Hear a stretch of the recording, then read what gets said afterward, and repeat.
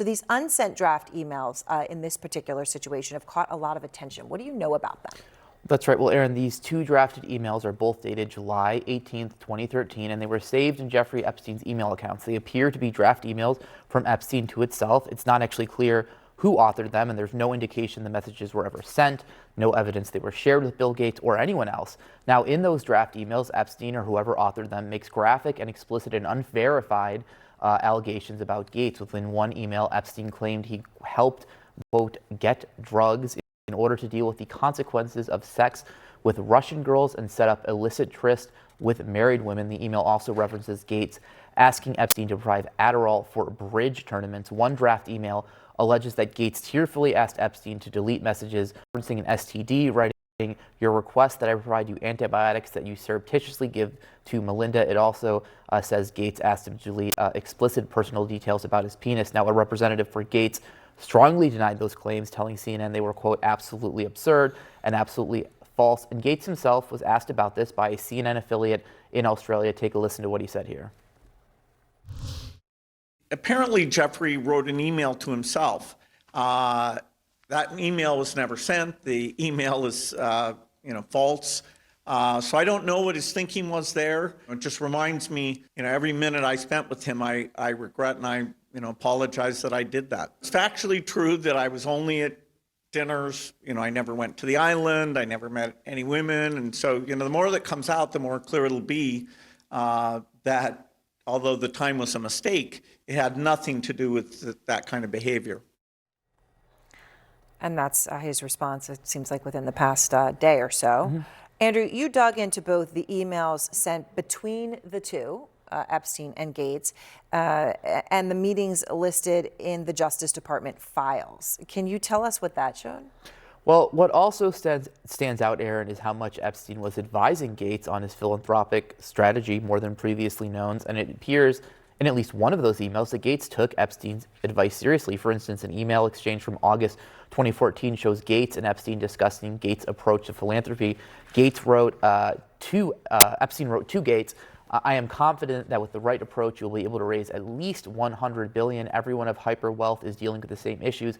How to give some away? I can see that selling yourself is not your strong point." To which Gates replied, "I agree. I should not use slides or even do a presentation. I do think a bit about how surprised I am at how tough doing good philanthropy is, and what really has worked might be interesting to them. I will find a time for us to talk this week." Those were not the only meetings. According to Epstein's calendars and emails, which we went through, Epstein's email listed a dinner with Gates in December 2010, a possible lunch in February 2011, followed by a dinner in April and October 2011. The records also show a planned meeting in Norway in August 2012, another a week later, two meetings in February 2013, a possible dinner in September 2013 in which Epstein extended an invite to a Norwegian diplomat. We also saw a Google Calendar reminder for a Skype meeting with Gates in January 2014, a meeting and a phone call in September 2014. And there's also this February 2011 message where Epstein emailed an individual whose name is redacted saying, quote, "You and I are invited to Seattle to spend serious time with Bill Gates." And again, Aaron, all of this occurring years after his 2008 conviction. Yeah, years after that, of course, as he was registered sex offender. Okay. Now, Melinda French Gates and Bill Gates' ex-wife, they're divorced now. She broke her silence this week, and she was candid about Epstein in the sense of what that did, that entire thing did to their marriage. And she talked about how she felt seeing her ex-husband as the subject of those draft emails, and in all these other mentions of files, those draft emails that you went through that are too disgusting to recount. Here she is. Whatever questions remain there of what I can't even begin to know all of it. Those questions are for those people and for even my ex-husband. They need to answer to those things, not me. And I'm able to take my own sadness and look at those young girls and say, my God, how did that happen to those girls, right? And so for me, it's just sadness for, I left my marriage. I had to leave my marriage. I wanted to leave my marriage. I had to leave I felt I needed to eventually leave the foundation. For me, I've been able to move on in life, and I hope there's some justice for those now women. I mean, that was incredibly powerful. Your reporting suggests that Epstein appeared to be aware of the fact that Melinda Gates was uncomfortable with his relationship with Bill Gates. Yeah, that's absolutely right, Aaron. Remember, too, the Wall Street Journal previously reported Bill Gates' association with Epstein was a factor in their divorce. And we found a February 2017 text exchange between Epstein and a redacted intermediary who wrote about Gates. He wants to talk to you, but his wife won't let him.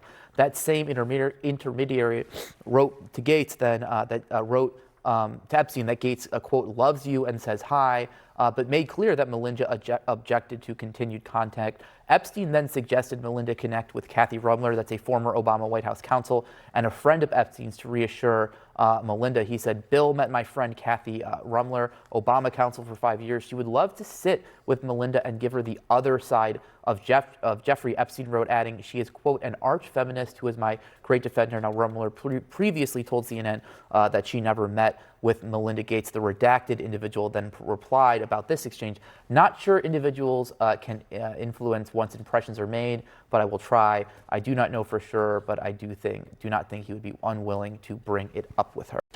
New details from the released Epstein files revealing the deceased pedophile's wide-reaching global network of the rich and powerful. Remember, it was August 2006 when Palm Beach police went public with their investigation. August 2006 when police said Epstein had committed unlawful sex acts with and lewd and lascivious molestation of 5 underage girls.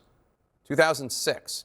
Epstein would, a couple years later, be convicted on 2 counts of solicitation of prostitution, one of those counts involving a minor. So that's 2008. Yet, these individuals associated with Epstein years after those facts were well known. So today, let's start with a prominent name with which you might not be familiar, Brad Karp, the now former chairman of Paul Weiss, one of the nation's top corporate law firms, representing some of the biggest companies in the world. Karp abruptly resigned yesterday following the release of his email exchanges with Jeffrey Epstein, such as this 2015 email in which Karp profusely thanked Epstein for hosting him, writing, quote, I can't thank you enough for including me in an email I'll never forget. It was truly once in a lifetime in every way, though I hope to be invited again, unquote. Epstein responded, writing, quote, you are always welcome. There are many, many nights of unique talents. You will be invited often, unquote. Unique talents. These sort of cringy, chummy emails between Epstein and Karp continued as recently as February 2019.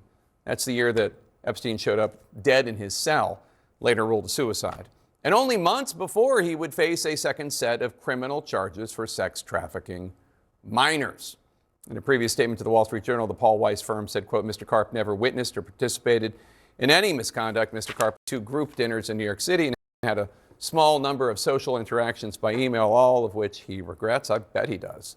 Karp's own statement says, quote, recent reporting has created a distraction and has placed a focus on me that is not in the best interests of the firm.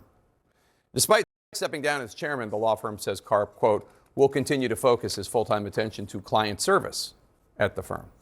We're also getting our first look at the hundreds of friendly text messages between Epstein and former Trump advisor, MAGA Svengali Steve Bannon.